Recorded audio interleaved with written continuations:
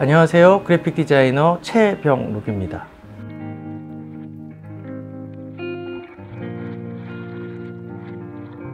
저는 CBR 그래픽이라는 작은 소규모 그래픽 디자인 스튜디오를 운영 중에 있고요. 다양한 시각 표현을 통해서 대학에서는 그래픽 디자인과 타이포그래피 등을 가르치고 있습니다. 뭔가 그 한국적인 이미지를 담아내기 위해서 저 나름대로 많은 고민을 하고 있고, 그리고 다양한 그 단체, 기관들과 협업을 하고 있습니다.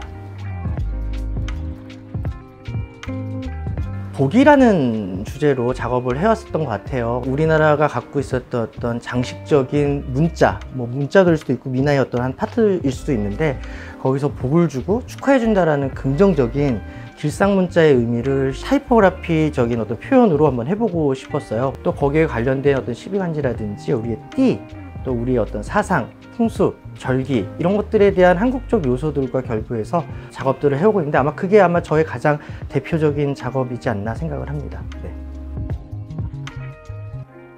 우란문화재단이라는 곳에서 물화일체라는 전시에서 이제 책과도 관련된 전시인데, 그래픽 파트의 작가로서 한번 참가를 하게 됐고요.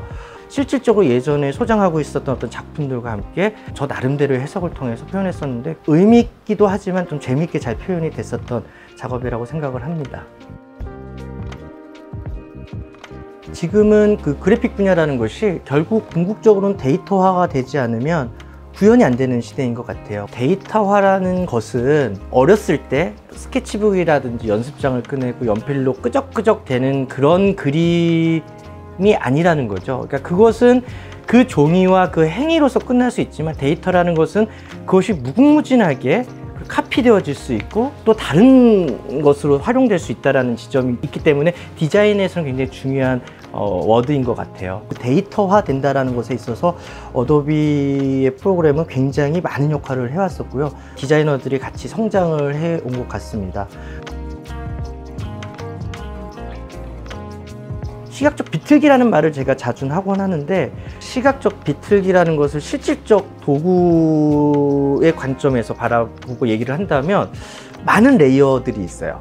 이번에 현대미술관에서 했었던 전시의 궁극적인 제목, 제가 생각적으로 갖고 있는 게 쌓여지고 겹쳐지는 거에 대한 얘기거든요. 근데 그 쌓여지고 겹쳐진다라는 것은 시간을 의미할 수도 있거든요. 시간이 많이 쌓여져 나간다의 개념에 따라서 그 보여지는 어떤 평면이 단순한 평면이더라도 그렇지 않게 보이는 경향이 있거든요. 그래서 저는 굉장히 다양한 레이어를 쓰고요.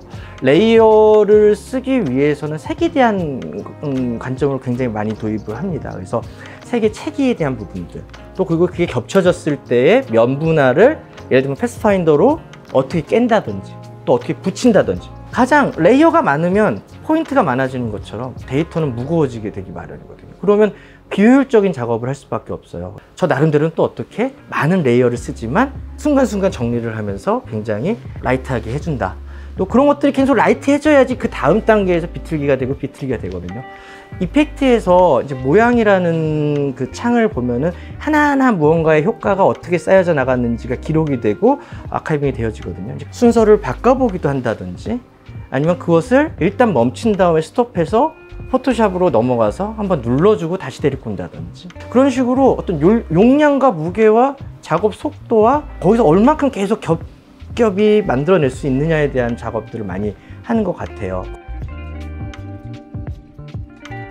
결국에 그래픽은 가상이거든요.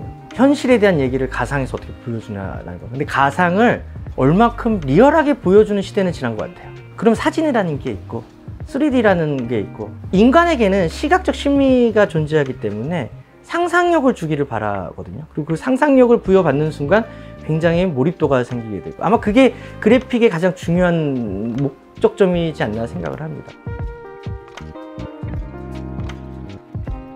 제가 일러스트레이터를 고집하는 이유는 2D와 3D의 중간 지점을 얘기하고 싶어서 쓰기도 하거든요. 다른 3D 프로그램을 쓰면 되는 거고, 또 움직이는 어떤 속도감을 보여주거나 어떤 흐름을 얘기해 주기 위해서는 모션 작업을 해주면 되는데, 그게 그렇지 않아. 하지만 그렇게 보일 수 있지 않니? 그렇게 보이지 않니? 라고 되물어보는 지점인 거죠. 그러니까 그런 것들이 아마 시각적 재미 요소, 있지 않나? 또 제가 추구하는 어떤 부분이지 않나라고 생각을 합니다. 그 어도비 측에서 제공하는 어떤 툴의 요소들을 그대로 쓰는 게 아니라 얼마큼 제가 연주가처럼 변주를 하느냐가 아마 큰 포인트이지 않나 생각을 합니다. 네.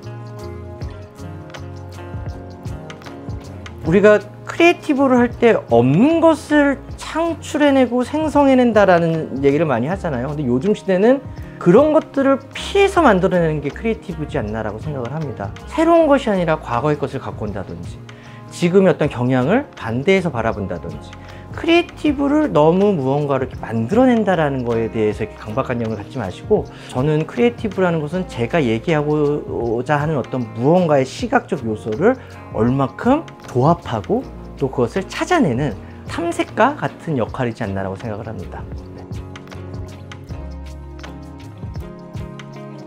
불과 10년 전만 하더라도 요런 게 있으면 참 좋을 것 같아. 그런데 이미 이게 다 생겨났거든요.